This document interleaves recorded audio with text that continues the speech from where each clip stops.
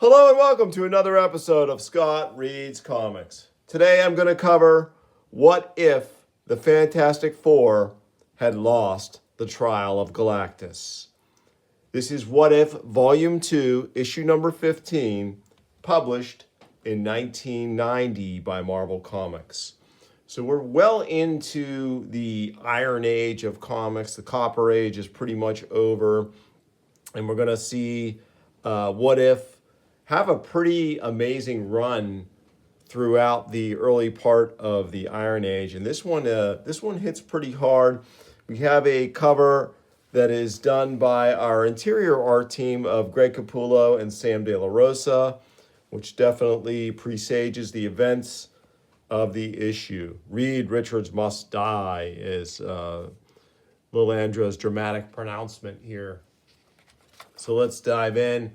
And we don't have the splash page yet. We have this sort of teaser page. Reed Richards, you stand convicted of allowing the world devourer called Galactus to live, and thus indirectly causing the deaths of 7 billion Skrulls. Have you any final words? No. Then I, Lilandra Majestic Shiar, must now pronounce sentence, and that sentence is death. No. Ben, they did it. They really did it. I know, kid. Reed Richards is dead. So pretty dramatic. And then we have our opening sort of double splash page sequence here explaining the setup. Now this reflects back on the trial of Reed Richards, which occurred around FF 261, 262 during Byrne's epic run on the title. In issue 242 or 243, it might have been 244, Reed Richards actually spares the life of Galactus and helps him, as recounted here, saves his life because he's dying. That's when Frankie Ray becomes Nova, and Galactus would go on to continue his natural compunction to consume the energy of worlds, including destroying the Skrull throne world. And so now the chickens are kind of going to come home to roost in this alternate reality, because in the standard Marvel 616 timeline, Reed Richards is spared. He wins his trial. Galactus shows up. And here we're going to see that change, those events kind of shift and change. Let's go over our creative team. Roy Thomas, writer. R.J. Amlo, officer. Co-plotter. Greg Capullo, penciler. Sam De La Rosa, inker. Gary Fields, letterer. Tom Vincent, colorist. Craig Anderson, editor-in-chief. And Craig Anderson, editor, and Tom DeFalco, editor-in-chief. And the Watcher says, in your reality, Galactus himself came and summoned the entity called Eternity to testify that Galactus has a noble purpose in the grand and glorious destiny of the universe, and thus that Richards had been right to preserve his existence at whatever the cost. Eternity's words and actions carried the day in that reality. However, in another, which is no less real, Eternity was not summoned. So here we can see that the jury is still very much out on Richards. They will not acquit him. And here, of course, we get to see the sequence where Nova, in the Earth 616 reality, Nova was able to convince Galactus, but here Galactus it does not go to Reed Richards' aid. He says, must? Did I transform an Earth female into a soarer of the space lane so she could strive to transpose the rightful position of master and servant? In saving my life, Reed Richards merely did what he felt he had to do. That in no way obligates Galactus to rescue him from all but in the inevitable consequence of his actions. And I should pause here too and to compliment the art team of Greg Capullo and Sam De La Rosa. This is a obvious young Greg Capullo here. We're seeing sort of the nascent elements of his evolving style. This is a very Marvel House style. It looks really nice. The There are some almost Byrne-like qualities to what we're seeing here. Greg Capullo would, of course, go on to become an incredibly successful artist in the 90s, very much influenced by Todd McFarlane, but he would then kind of forge his own way and just become a really solid comics pro. So here, of course, this is the death scene that we were treated to on the opening page of the issue. Then I, Lilandra Majestic Shiar, must now pronounce sentence, and that sentence is death. Ben, they did it. They really did it. No. So before the FF can spring into action, what's left of the FF, since Reed is now gone, the Watcher transports them back to Earth, and they immediately resolve to turn around and get revenge. So it's cool. They find this, they knew it was there, but they go to this locked vault. Here we are, kiddies. Recognize it? Of course, this is the answer. All right. But only Reed knew the combination to unlock this vault chamber. With him gone, it really ain't that hard, Susie. All you got to do is knock. Kablang! So the Thing demonstrating his prodigious strength there. And they find the saucer that they confiscated from the Skrulls way back in FF number 90. So they're going to take that along with some other contraband weaponry that Reed Richards had hidden in this vault from their foes, including this cosmic control rod from Annihilus, which is going to come in handy. We're going to see. So the FF use this saucer to go all the way back through hyperspace. Great shot of the space, of their re-entry from hyperspace here in Shiar space. Nice work from our art team. Sam De La Rosa, a very underrated inker, super solid. I think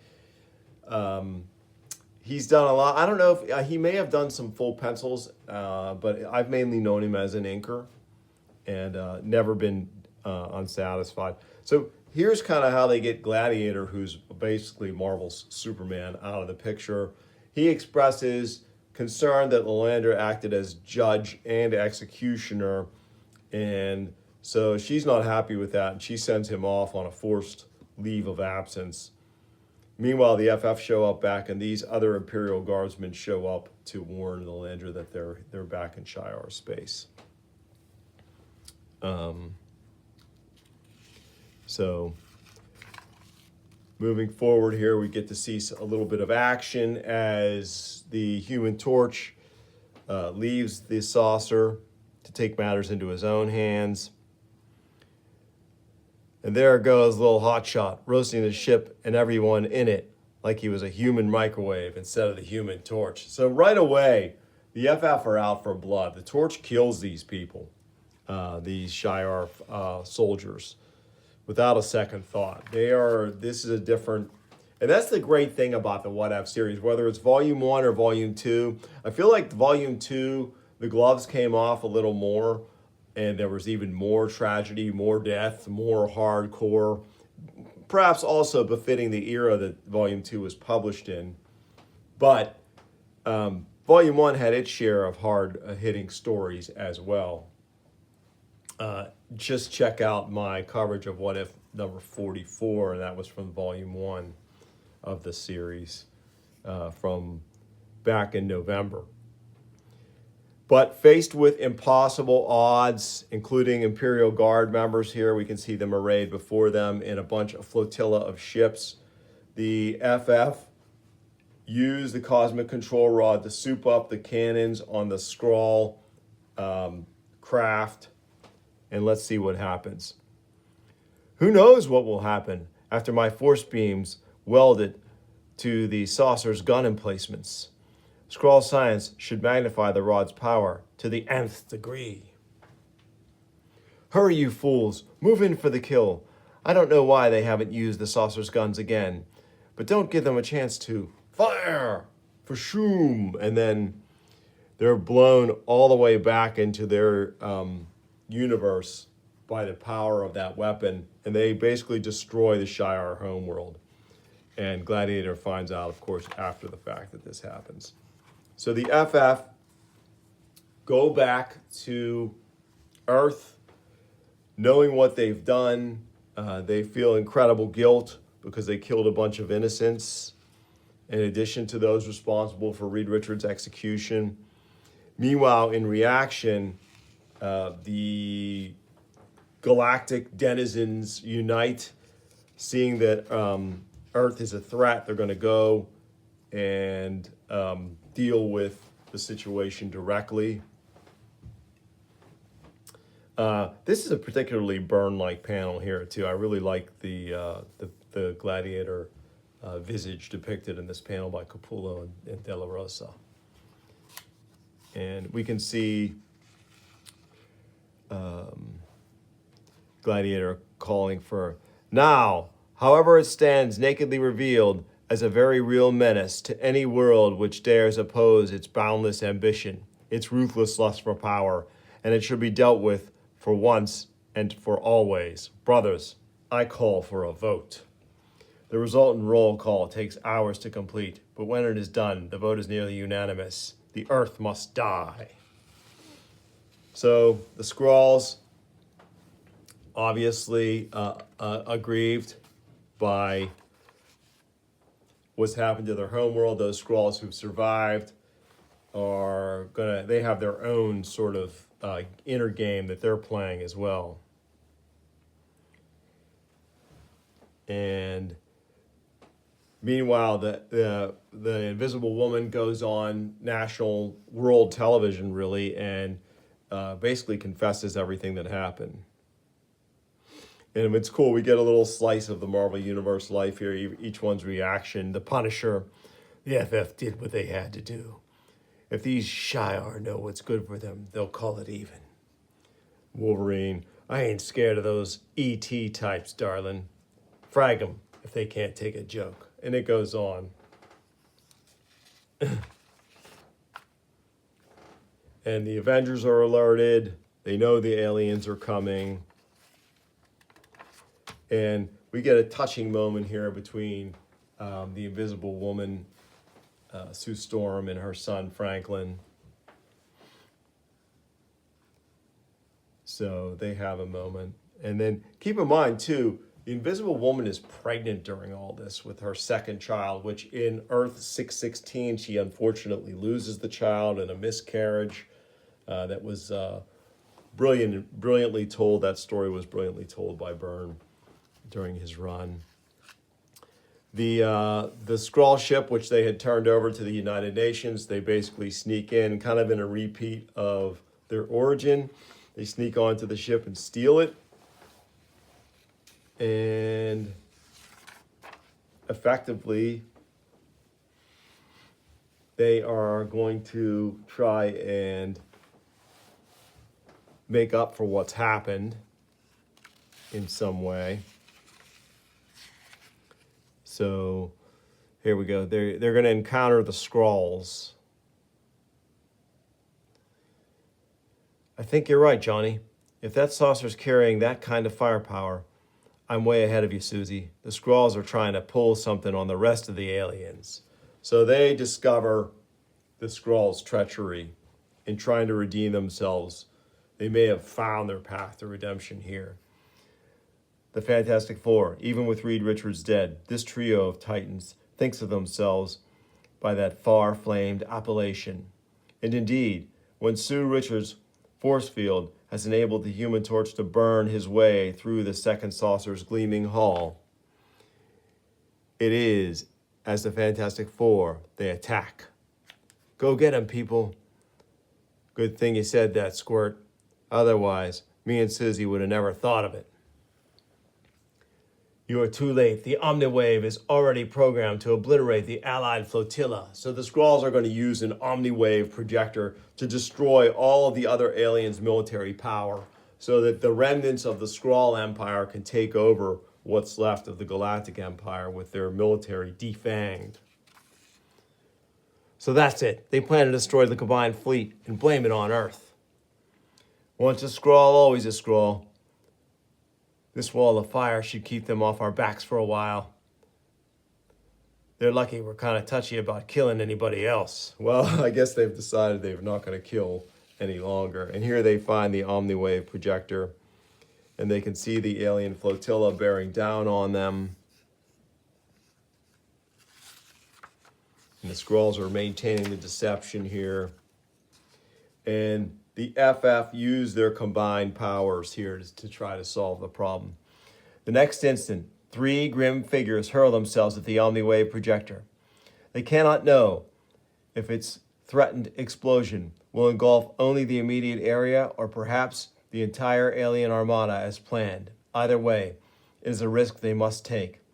And all the while, millions of miles away, Gladiator continues his fateful countdown. It is a cliche on virtually every world by now. In space, no one can hear you scream. It hardly matters. For these 3 humans go down silently fighting till the end. When Red Mars abruptly joins its nearest sister as a planet having only one natural satellite. So, Gladiator realizes the FF has saved his flotilla, and now he announces that the ledgers are balanced, that the sacrifice of the FF has spared the Earth. And so that's where we leave it. After 2 world wars and a whole bunch of little ones in this century, maybe it's finally time to get off the merry-go-round. And this time, I hope we don't make as big a mess of it. Cap has the final epitaph on the story. To such sentiments, one who must stand and watch can only say, Amen. So, pretty cool finish here of what is a pretty hard-hitting story. And that's kind of what we would get from What If in both its original volume and this second volume. It gave the writers and the artists the freedom to try different things, to explore these new avenues with characters and create some really moving stories. And this was a good one, well worth it. Found it in a dollar bin and well worth grabbing and reading again and sharing with you. I hope you enjoyed it. If you did, please like and subscribe. Tell your friends, and I'll bring you more soon on Scott Reads Comics. Thanks for watching.